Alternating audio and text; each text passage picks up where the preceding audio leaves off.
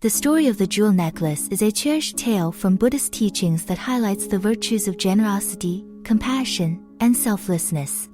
This story teaches us the profound impact of giving and the joy that comes from helping others.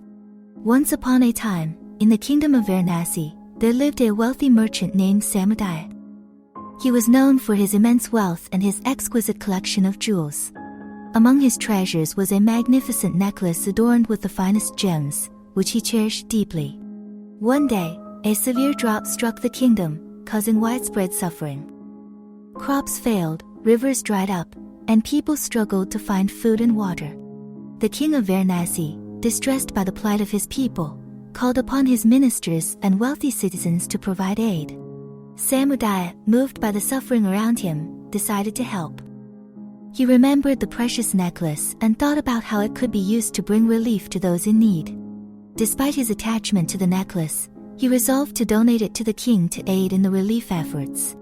Taking the necklace to the palace, Samadhi presented it to the king, explaining that it should be sold to provide food and water for the people.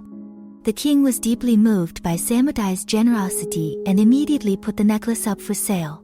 The funds raised from the sale were used to purchase supplies, which were distributed to the suffering populace.